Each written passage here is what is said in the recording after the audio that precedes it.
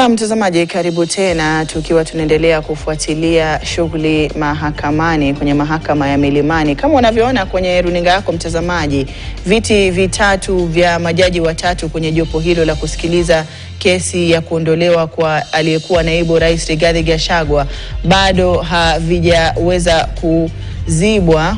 Kwa hivyo watakuwa wanakuja muda wote kufikia sasa kwenye mahakama kuendelea kusikiliza kesi hiyo ikiwa imeingia siku ya 3, na tutakuwa tunaenda huko moja kwa moja punde tu watakapofika mahakamani. Kwa sasa nimeungana kwa njia ya simu na Wakili Noordean Khagai tuweze kuzungumzia tu baadhi ya masuala ambayo yanaendelea kuibuka mahakamani, tukiona kwamba kesi sasa hivi zimefika 60, lakini kuna zile kesi ambazo ndio muhimu zaidi katika kusikilizwa kwa kesi ambazo zinapinga kuondolewa afisini kwa naibu ama aliyekuwa naibu wa rais Rigathi Gachagua. Wakili, karibu sana, na sijui maoni yako ni yapi. Kuna baadhi ya mawakili ambao wanahisi kwamba hoja pia ya kutaka tu kuonyesha kuwa kustokuwa na imani kwa jopo hilo la majaji kama zilivyoibuliwa mahakamani hapo jana ni michezo ya kisheria, lakini hakuna sababu ambayo itawafanya majaji hao kukosa kuendelea kusikiliza kesi hiyo wakiwa wamechaguliwa na naibu jaji mkuu Mwilu ambaye bado alikuwa kwenye himaya yake ya mamlaka. Shukran sana Hadia. Wale ambao wanawakilisha upande wa naibu wa rais waliweka applications wakisema wangependa mahakimu hao waweze kujiondoa, na wakaweka tetesi zao ama dua zao kwa nini wangependa waweze kujiondoa. Kesi hiyo ama application hizo zinakuja kusikizwa pale saa 8:30 ndio waweze kutoa ushahidi wao kuonyesha kwa nini wanahisi mahakimu hawa hawafai. Kumbuke wametumia zile affidavit, na hapo ndo pale ushahidi itakuwa. Swali itakuwa ni kwamba kama unasema watu hawa wajitoe, wamekosea nini ama wamefanya nini? Jana mahakimu wamesema ya kwamba yule Philomena Mwilu ana haki ya kuweza kuwateua wale watatu kuweza kusikiza kesi zile. Wakasema hiyo ni katika ile shughuli ya administrative functions za mahakama. Kidogo kuna wale ambao wanahisi ya kwamba ndiyo ni sawa wamesema vile, lakini hawajatupatia ni kwa nini wanahisi alipatiwa jukumu lile, ama wengine inasema ya kwamba mwenye kufanya shughuli ile ni jaji mkuu, na kama kwa sababu moja ama lingine hawezi kulifanya, ndio maana unapata anaweza kumpatia ile ambaye ni naibu wake kuweza kushughulika naye. Lakini jana wale ambao wanasimamia kesi ya Rigathi Gachagua wamehisi ya kwamba wangetaka kukata rufaa, sababu wanahisi ya kwamba hawakuweza kupata kile ambacho walikuwa wanatafuta. Na pia wanasema matamshi ambayo yalitumiwa jana kidogo, wanasema hawakuongelesha koti vibaya, na katika ile ruling ya koti wanasema kuna mahakimu ambao walikuwa wana play to the gallery, yani maongeo yao ilikuwa ya kufurahisha wananchi, lakini haikuwa ya kuleta uzito wote katika kesi ile. Hata leo saa 8:30 kutakuwa na kesi ambayo itasikizwa kuhusu kujitoa mahakimu wale kujiondoa katika kesi hii. Ndio tutaweza kujua kwa nini hao wanahisi vile na kama kuna ushahidi wowote. Na hiyo ni haki yao, sababu ujue kesi ikianza kuna ile mambo kwa kimombo tunaita preliminary matters. Hata ndio maana kuna wale ambao wengine waleta objection, wanahisi kwamba koti moja haina nguvu ya kuweza ama uwezo wa kuweza kusikiza kesi fulani, mambo kama jurisdiction. Sasa mambo hayo yote utatuliwa kabla kesi ianze. Isiwe mahakimu waanze kusikiza alafu pale mbele ukuje useme kwanza nyinyi hamna ruhusa ya kuweza kusikiza kesi hii. Sasa ni mambo haya utatuliwa, mambo ya kawaida kawaida mawakili wao tunafanya hivi. Sasa ni ile wakishatatua haya mambo ya preliminary ndio wataweza kusonga mbele kesi iweze kusikizwa, kwa sababu leo kumbuke saizi wanakuja kupatiwa zile directions za vile watakuwa wanaendeleza kesi hizo, sababu kuna makesi ambazo zitakuwa zimeunganishwa pamoja ama consolidated, alafu kuna zile ambazo zitakuwa zinasimama peke yao. Baada ya leo asubuhi tutajua vile ambavyo kesi itaendelea mbele. Naam. Na pia kuna swala ambalo wengi pia wanalizungumzia la ni nani ambaye sasa hivi anaweza kuchukua nafasi ama afisi ya naibu rais na kuziba pengo hilo iwapo kutakuwa kunahitajika kisheria kwa mtu aliyeshikilia afisi ya naibu rais kuziba pengo wakati wote kwenye taifa. Na pia vile vile watu wengi wanajiuliza iwapo mchakato huu utakuwa unakwenda sambamba na matarajio ya wengi, ima wanaunga mkono aliyekuwa naibu rais ama wanaunga mkono pia hoja ya kuondolewa afisini kwake, ikiwa tayari kuna tetesi za kuonyesha kutokuwa na imani kwa majaji ambao wanafaa kusikiliza kesi hii? Kwanza kabisa kuna zile orders za kuhifadhi ama conservatory orders ambazo Rigathi Gachagua amepata, kumaanisha Kindiki haezi afishwa kuwa naibu wa rais.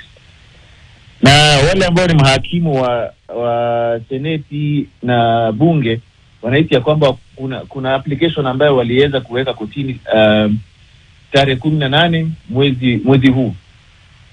Wanahisi ya kwamba wangetaka ize kusikizwa ndio hizo order za kuhifadhi ziweze kutolewa, kwa sababu ikikuwa vile basi Kindiki, kwa sababu bunge lishamuidhinisha, walipiga kura, wangetaka Kindiki aweze kupata mamlaka ile. Lakini wale ambao katika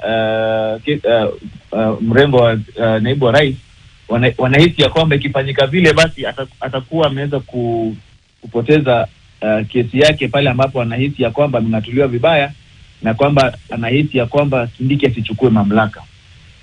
Vile vile unajua pale ambapo kuna mawakili zaidi ya karibu 20, lazima itachukua muda vile ambavyo unaona, sababu unajua kila wakili atakuwa na mambo yake tofauti, na kila jambo litakuwa likienda. Kama umekuwa ukifuatilia, umekuwa unaona watu wanasema, kuna hata Wakenya kwa mtandao wanasema kila siku kuna kitu kipya kinatokea, kwa sababu vile kuna mawakili wengi, na unajua pia kila mtu ana zile nia zake ama dua zake ambaye anatafuta, sababu wale ambao wako pale party zile ni tofauti. Kuna wale ambao ni the same, lakini kuna makesi ambazo zimeweza kupelekwa kotini na tofauti. Hata ndio maana leo asubuhi tutajua kama itakuwa consolidated ama zitasimama peke yao. Kuna swali mmeniuliza kuhusu hali ya tetesi ambayo tuko nayo sasa kuhusu naibu wa rais. Kwa sasa ni kama hatuna, lakini bado ni kama tunayo, sababu zile conservatory orders zinasema ya kwamba naibu wa rais yule ambaye mahakama ni kama inatambua Rigathi Gachagua, lakini bado ukumbuke bunge limemng'atua ofisini na wamepitisha naibu wa rais mpya ambaye anangoja siku ya kuweza kuapishwa. Ukumbuke kuna wale walikuwa wanatuambia itafanyika siku ya Jumanne, mara siku ya Jumamosi, lakini kesi hii vile ambavyo tunaona kwa kiasi kubwa ni kama itakuwa kama ile kesi ya BBI. Sababu kumbuke inaweza malizika, kuna yule ambaye anaamua kukata rufaa kama itakuwa naibu wa rais anahisi ya kwamba atapata kile ambacho anatafuta. Lakini kwa sasa kile ambacho anapigania sana ni zile order za kuhifadhi ambazo zimewekwa. Zikiweza kutolewa, basi atakuwa kwa kiasi kubwa kesi yake itakuwa imeharibika.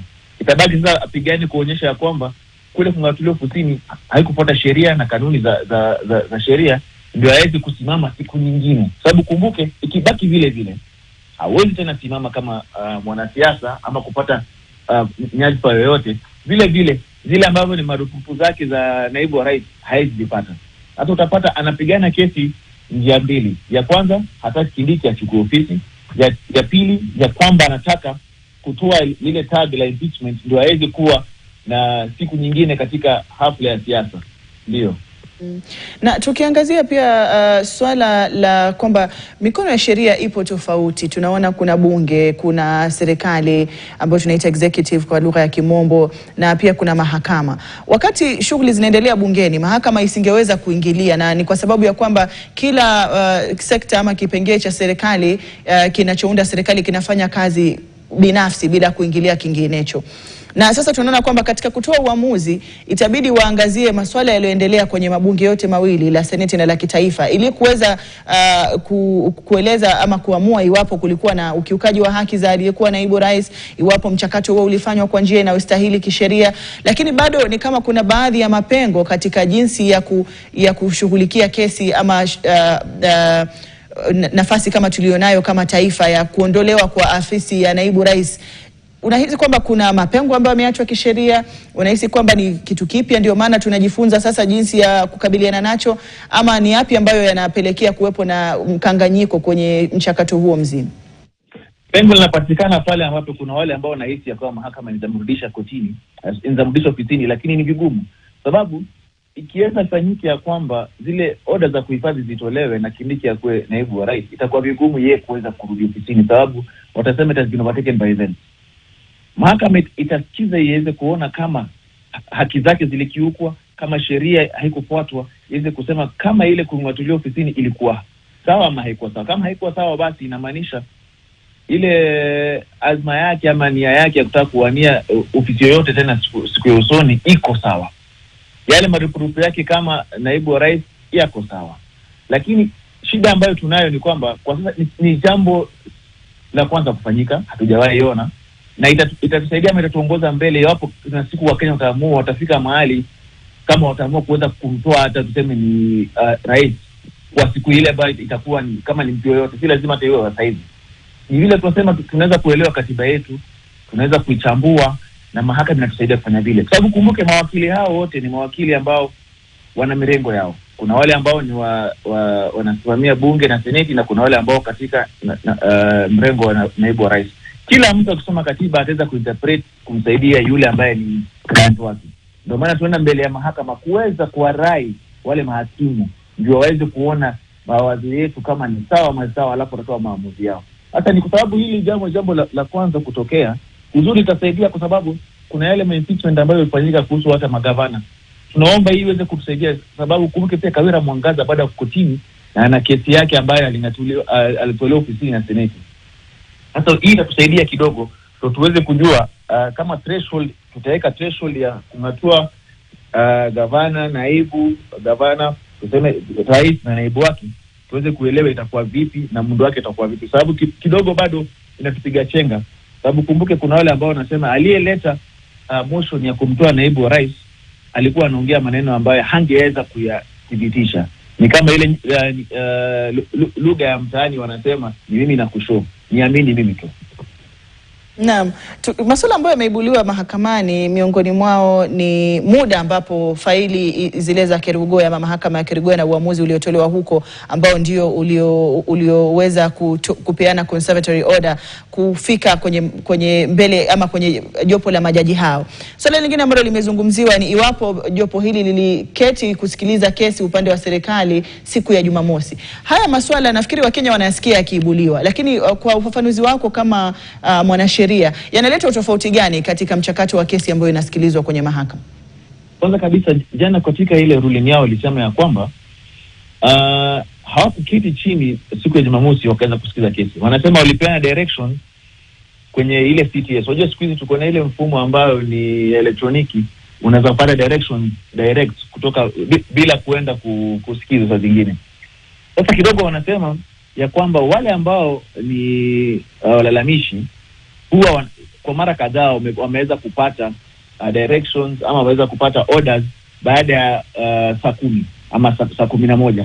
Kuna wakati walipata saa 12, kuna wakati walipata usiku. Sasa wanasema ya kwamba kama hao wakati huu ni sawa, mbona hao ambao wanaonekana kama wa serikali kama waliweza kupata orders zao siku ya Jumamosi, shida iko wapi? Ndio maana wakasema wako na haki ya kuweza kufanya vile, na ndio maana wanahisi ya kwamba jopo lile vile viko iko sawa na inaendelea kazi vizuri. Lakini upate kuna wale ambao wako pande nyingine wanahisi ya kwamba sio sawa. Na ndio maana leo tutaweza kusikiza kwa nini wangetaka watu hao ama hakimu hao waweze kujiondoa katika kesi hii.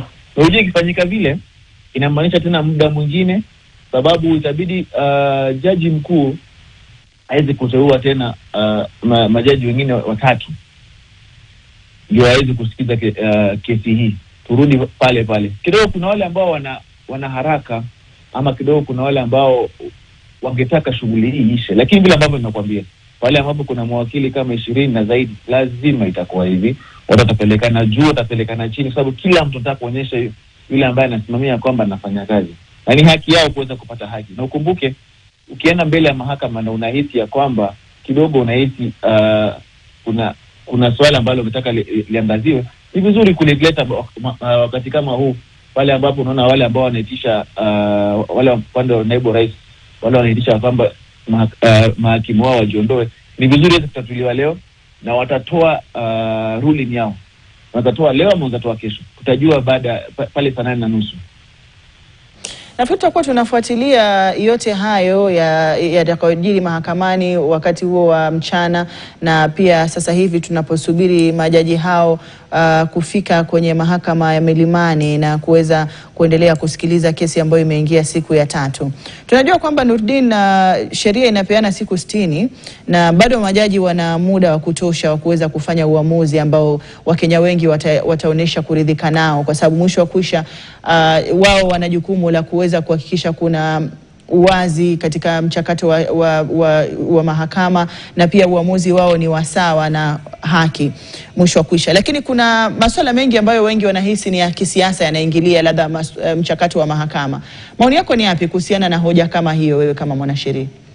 Kwanza kabisa wajua hii hatua ofisini ni kisiasa, it's a political process. Lakini vile ambavyo hata kama ni political process lazima kanuni na sheria ifuatwe. Sababu ukiweza kukiuka haki za mtu basi inakuwa shida. Kama pale ambapo kwa wale ambao watu wengi wanaona kwamba kama vile Seneti ilifanya makosa.